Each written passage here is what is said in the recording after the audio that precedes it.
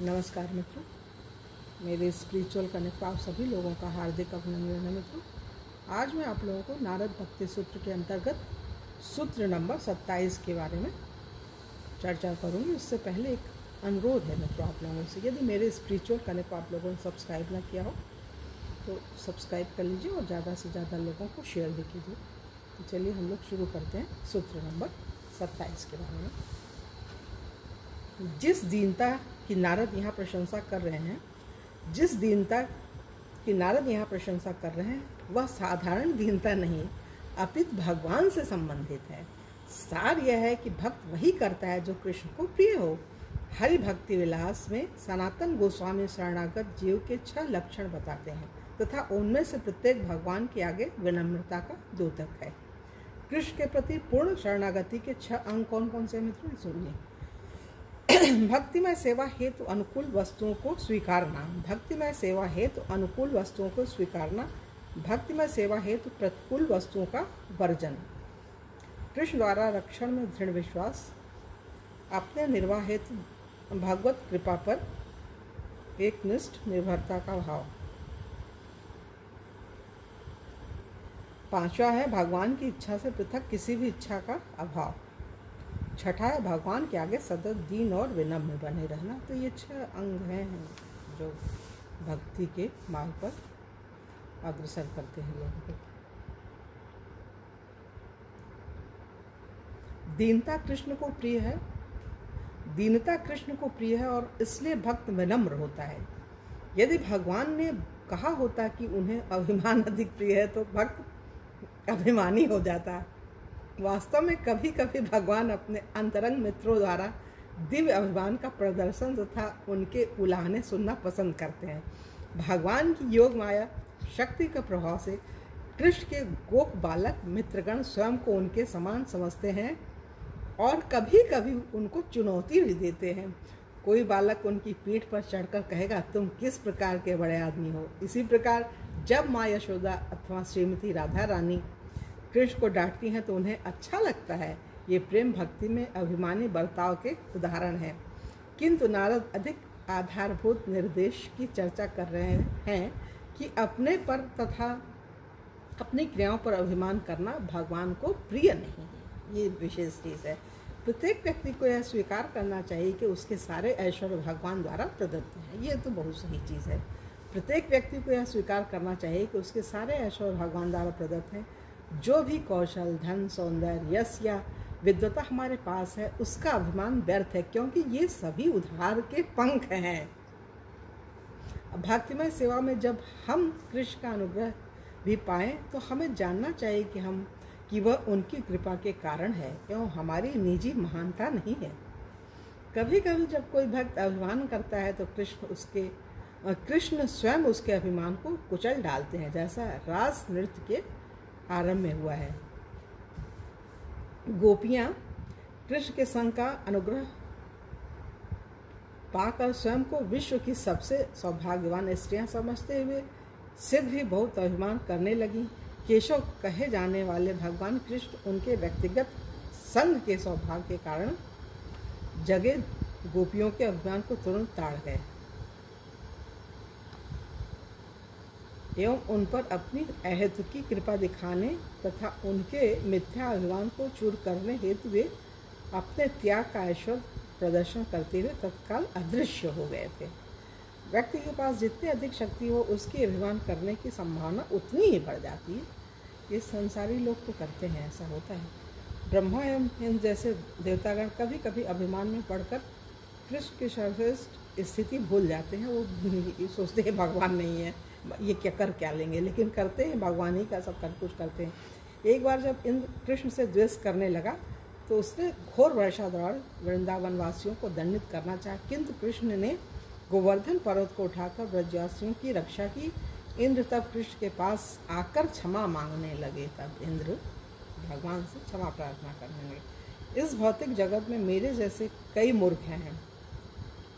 इंद्र ने कहा, फिर क्षमा प्रार्थना करते हुए भगवान से बोला, इंद्र, इस भौतिक जगत में मेरे जैसे कई मूर्ख हैं जो विश्व में स्वयं को भगवान या सर्वा मानते हैं। आप इतने कृपालु हैं कि उनके अपराधों का दंड दिए बिना आप उनके मिथ्या अभिमान को कुचलने का रास्ता निकालते हैं, जिससे वे केवल मात्र आपको ही परम पुरुषोत्तम भगवान जान ले। चैतन्य महाप्रभु पवित्र भगवान नाम का जप करने के उत्सुकों हेतु दीनता अनिवार्य मानते थे। अपने साक्षाष्टक में उन्होंने लिखा, जो स्वयं को तृण से नीच माने, मतलब तिनके से भी अपने आप को नीचा माने, जो वृक्ष से अधिक सहनशील हो और जो मान की अपेक्षा न करे, अपितु अन्यों को समस्त मान देने को सदैव तत्पर रहे, वो बड़ी सरलता से सदैव पवित्र भगवान नाम का जप कर सकता है। ये बहुत बड़ी चीज़ है मतलब ये सभी के अंदर होना चाहिए। इसके बगैर तो भक्ति और भगवान की तो बात ही क्या हो सकती है। इसको पुनः सुन लीजिए एक बार। जो स्वयं को तृण से नीच माने, जो वृक्ष से अधिक सहनशील हो और जो मान की अपेक्षा न करे, अपितु अन्यों को समस्त मान देने को सदैव तत्पर रहे, वह बड़ी सरलता से सदैव पवित्र भगवान नाम का जप कर सकता है। नहीं तो भगवान का नाम ही नहीं ले पाएगा व्यक्ति। वैष्णव गण न केवल भगवान एवं उनके प्रत्यक्ष प्रतिनिधियों को अपितु सभी प्राणियों को सम्मान देते हैं। आध्यात्मिक उन्नति के अनुपात में व्यक्ति विनम्र हो जाता है। आध्यात्मिक उन्नति के अनुपात में व्यक्ति विनम्र हो जाता है। महाभागवतम तो अपने अतिरिक्त प्रत्येक व्यक्ति को भगवान कृष्ण के दास के रूप में देखता है। जैसे चैतन्य चरितामृत यद्यपि वैष्णव सबसे उत्कृष्ट व्यक्ति होता है, तथापि वह अभिमान शून्य होता है एवं प्रत्येक को कृष्ण का विश्राम स्थल जानकर सम्मान देता है। यदि किसी बिंदु पर भक्त विशिष्ट वैष्णव होने का अभिमानी हो जाए तो यह एक अनर्थ है। यह चैतन्य चरितामृत में सुनिश्चित हुआ है। जहाँ भी भगवत प्रेम का संबंध है, वहाँ यह स्वाभाविक लक्षण है कि भक्त स्वयं को भक्त नहीं मानता, अपितु वह सदैव यही सोचता है कि उसके पास बूंद भर कृष्ण प्रेम भी नहीं है। कितनी बड़ी बात है मित्रों। यद्यपि सभी अध्यात्मवादी दीनता की इच्छा कर सकते हैं, तथापि भक्ति योग इसके उपार्जन का सर्वोत्तम साधन है। भक्ति योग में भगवान कृष्ण को दीन क्रियाओं से प्रसन्न करने के बिना व्यक्ति प्रगति नहीं कर सकता, जबकि कर्म ज्ञान एवं योग सीधे रूप में दीनता का उपार्जन नहीं करवा सकते। अतः इन अन्य पद्धतियों का पालन करने वाले व्यक्ति के लिए यह संभावना अधिक है कि यह सोचे कि वह अपने प्रयास से प्रगति कर रहा है। कर्मी सोच सकता है कि वह अपने प्रयास से धन का संग्रह कर रहा है, ज्ञानी सोच सकता है कि वह अपने अथक अध्ययन से ज्ञान पा रहा है, एवं योगी सोच सकता है कि अपने वर्षों की लंबी तपस्या से उसे सिद्धियां मिली हैं। इसके विपरीत शुद्ध भक्त जानता है कि भक्तिमय सेवा के मध्य उसका आनंदानुभव भगवान की कृपा मात्र से ही है। ये बहुत बड़ी चीज़ है। अतः केवल भक्ति सदैव अवगत रहता है कि उसकी प्रगति कृष्ण के समक्ष उसकी दीनता पर निर्भर करती है। व्यक्ति एक ही समय अभिमानी तथा भक्त नहीं हो सकता है। अगर कोई अभिमानी है तो भक्त नहीं होता है। भगवान कृष्ण दीन के प्रति आकर्षित होते हैं। भगवान कृष्ण दीन के मतलब जो विनम्र होता है, बहुत सरल होता है, भगवान उसी से खुश होते हैं, स्वयं उसकी ओर खींचे चले जाते हैं प्रभु। सही बात है। कबीरदास ने कहा है ना, कबीरा मन निर्मल भया, जैसे गंगा नीर पाछे पाछे हरि फिरे, कहत कबीर कबीर। बिल्कुल सही चीज़ है मित्रों। अगर हम विनम्र होंगे, सरल होंगे, कटुता नहीं होगी, सहृदय होंगे हम, तो भगवान तो आएंगे, निश्चित आएंगे। अब इसमें उदाहरण दिया हुआ है, वो सुदामा विप्र के निष्कपट बर्ताव से बहुत प्रसन्न हुए थे तथा उन्होंने प्रकार से उसे आशीर्वाद दिया था। इसी प्रकार चैतन्य महाप्रभु ने कालिदास नामक भक्त पर जो महान आदर तथा प्रेम से समस्त वैष्णव की पूजा करता था, विशेष कृपा दिखाई थी। किंतु महाप्रभु वल्लभ भट्ट की अभिमानपूर्ण विनम्रता से प्रसन्न नहीं हुए थे। यहाँ नारद के कथन कि भगवान दीन से प्रसन्न तथा अभिमानी से अप्रसन्न होते हैं का अर्थ यह नहीं है कि कृष्ण पक्षपाती हैं, भगवान कृष्ण किसी के भी प्रति अपने प्रेम को रोक कर नहीं रखते, किंतु अपित यह तो हम ही हैं जो दर्प एवं अज्ञान के कारण उनके प्रति अपने प्रेम को रोकते तथा इस प्रकार उनकी उपस्थिति तथा प्रेम के आदान प्रदान के अनुभव पाने के लिए अयोग्य हो जाते हैं। यह अपनी ही कमी है।